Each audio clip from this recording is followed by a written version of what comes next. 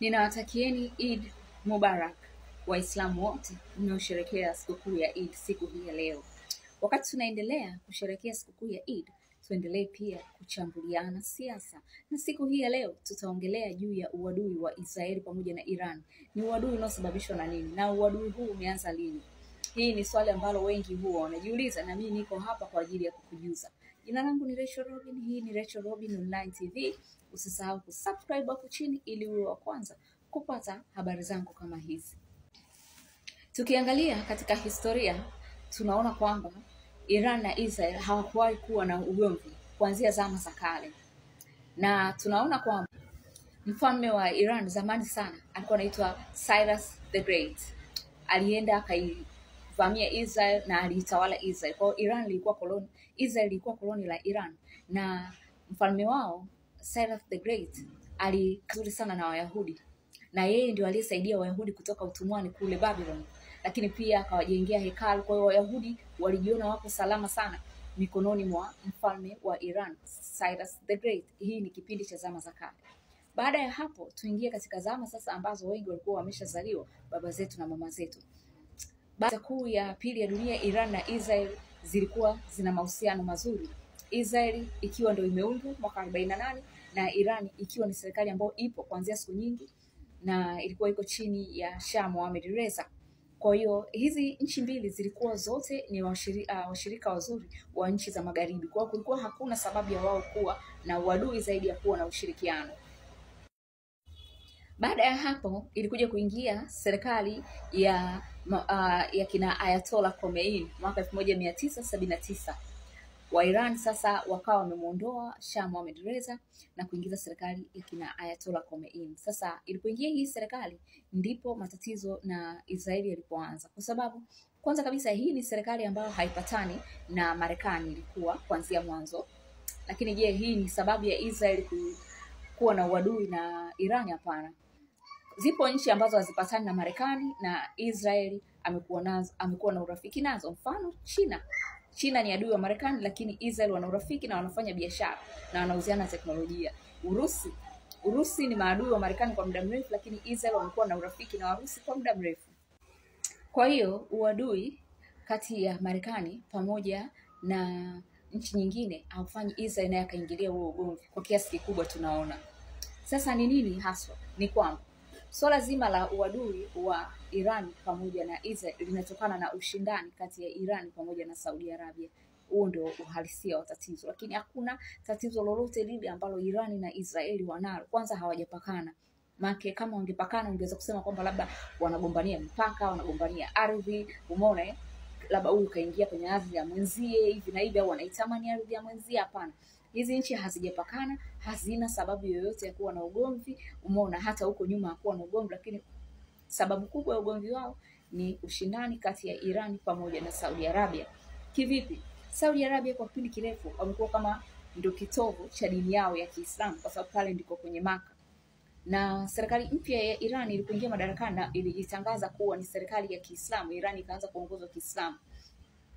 Kwa hiyo likapelekea sasa Iran kuanza kukosoana na Saudi Arabia, hasa kutokana na kwamba jinsi ambavyo Saudi Arabia na mahusiano na nchi za magharibi. Kwa hiyo Iran wakaona kama Saudi Arabia hastahili, yani kuwa hata na ile Maka haikustahili hata kuwa ndani ya Saudi Arabia, kwa sababu Saudi Arabia ana mahusiano na nchi za magharibi ambazo wametofautiana dini, umeona, lakini pia wana uadui.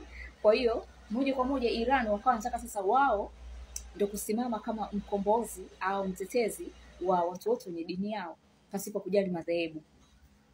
Kwa hiyo ili uweze kupata support ya watu wenye dini yao ya Kiislamu, cha kwanza kabisa ni lazima, kwa pale Mashariki ya Kati, ni lazima uonyeshe moyo kwa wale ambao wanateseka zaidi ya wote pale Mashariki ya Kati, ambao ni wa Palestina.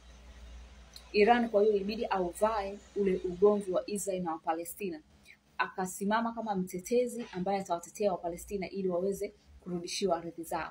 Kwa hiyo moja kwa moja Iran akaanza kusponsor vikundi mbalimbali ambao vitaweza kupambana ili warudishiwe ardhi zao. Mfano kikundi cha Hamas inasemekana kinasapotiwa na Iran. Nikukumbushe, Hamas na Iran hawajashare kabila. Iran ni Waajemi, Hamas ni Waarabu. Lakini pia hawajashare dhehebu. Hamas ni Waislamu dhehebu la Sunni, Iran ni Waislamu dhehebu la Shia. Kwa hiyo hivi ndivyo jinsi ilivyo, kwamba Iran yeye kasimama kwamba nitatetea, haijalishi wewe uko dhehebu gani, lakini nitatetea ili kile kilio cha watu wa dini yao pale Mashariki ya Kati kiweze kunyamazika. Umeona, kilio cha wananchi wengi pale ni kwamba wanataka kuona Palestina na wenyewe wakitendewa haki. Kwa hiyo akasimama kuwa mtetezi. Sasa unapokuwa mtetezi wa Palestina, automatically unaenda kuwa adui na Israeli, kwa sababu Israeli na Palestina ndio maadui, na Israeli anataka ardhi pale, na wewe ukisema unaenda kuikomboa ile ardhi unakuwa maadui automatically. Kwa hiyo hiyo ndio sababu kuu ya uadui kati ya Israeli pamoja na Iran na hakuna kingine. Wakiingia kwanza, wanaweza kuingia vitani, wanaweza wakaingia vitani, umeona. Japo hawa kama nilivyosema. Kwa hiyo vita watakaoingia kwanza, sasa hivi wako vitani kwa muda mrefu, kwenye vita kivuli, au kwa lugha nyingine tunaita proxy war, umeona. Wako katika vita kivuli au kitu kama hicho, vita kivuli, umeona. Na hii vita ikoje? Yani ni kwamba kwa kuwa hawajapakana, kwa hiyo kuingiliana, ili wanajeshi kwa wanajeshi kuingiliana ni kazi sana, itabidi labda wapitie katika nchi nyingine. Hakuna nchi itakubali kirahisi kitu kama hicho. Kwa hiyo ambacho wanaweza kufanya ni kutumia vikundi na kufanyiana fitina kupitia vikundi. Kwa hiyo Iran ana sponsor vikundi na anahakikisha ana control maeneo ambayo yako mipakani mwa Israel. Kwa hiyo Iran ana vikundi ndani ya Iraq, Iran ana vikundi ndani ya Syria, Iran ana vikundi ndani ya Palestina ambavyo anajua, na ndani ya Lebanon. Kwa kote huko ni nchi zilizopakana na Israel. Kwa hiyo kwa kutumia vile vikundi anakuwa na uwezo wa kupigana na Israel kupitia nini? Vita kivuli. Israel naye anachokifanya ni kufadhili na yeye vikundi, kuvipa nguvu vikundi ambavyo pia na yenyewe pia huwa vinasumbuana na Iran. Umeona, yoyote yule ambaye yuko tayari kusumbuana na Iran, Israel atampa support. Mmoja ya watu ambao inasemekana Israel anawapa support ni Mujahideen of Iran. Hili ni kundi kubwa sana lenye wafuasi maelfu ndani ya Iran. Makao yao makuu yako katika nchi ya Albania. Nchi ya Albania iko Ulaya, nafikiri katikati. Ni nchi ya wazungu ambayo wazungu wake ni Waislamu, kutokana kwamba ilivamiwa na himaya Ottoman ya Uturuki. Kwa hiyo wazungu wake ni Waislamu. Sasa wameweka makao wale Mujahideen of Iran kule Albania. Inasemekana huo wanasapotiwa na Israel. Hao pia walikuwa wanataka kuingia madarakani mwaka 79 wakashindwa, ndio ikaingia hii serikali ya kina Ayatollah Khomeini. Umeona? Kwa hiyo Iran naye inaamini Israel, inasemekana anawapa support wale Mujahideen of Iran. Hivi ndivyo inavyosemekana, mimi sipo huko, ndio maana natumia neno inasemekana. Lakini pia Israel anachoweza kufanya kwa Iran na yeye pia ni kuweza, kwa sababu Israel kupata sapoti ya vikundi mbalimbali vya kumpiga Irani itakuwa ni kazi, kama vile vikundi ambavyo Irani yanavyo Israel viko vingi, kwa sababu Israel ni adui wa Waislamu. Vikundi vingi viko tayari kumpiga Israeli kuliko kuwa tayari kumpiga Iran, kwa sababu Mashariki ya Kati jamii kubwa ya watu ni Waislamu. Ni Waarabu ambao ni Waislamu ambao ni maadui wa nani? Wa Israeli. Kwa hiyo vikundi vingi, vijana wengi wa Kiarabu wako tayari kuajiriwa na Iran wapambane na Israeli kuliko kuajiriwa na Israeli wapambane na Iran. Kwa hiyo Israeli anachoweza kuwatumia ni wale maadui wa serikali ya kina Ayatollah Mujahideen of Iran. Lakini pia Israel anachoweza kufanya ni kuhakikisha anaharibu miundombinu ya nyuklia ya Iran, kuua wanasayansi wa Iran wa nyuklia na vitu kama hivyo anaweza kufanya, na huo wanafanya kuharibiana katika masuala ya program za kompyuta kupitia haya mambo ya kimtandao, hivyo wanafanyiana sana. Kwa hiyo hii ndio vita ya Iran na Israel. Lakini vita ya makombora inawezekana pia. Wote wana makombora ya kuruka marefu ambayo yanaweza kufikia katika ardhi za wenzao. Kwa hiyo inawezekana pia. Nani atashinda akipigana kati ya Iran na Israel?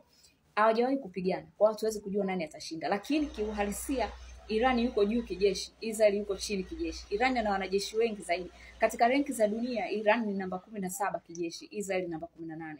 Lakini Iran ana wanajeshi wengi zaidi kuliko Israel, hana wanajeshi wengi.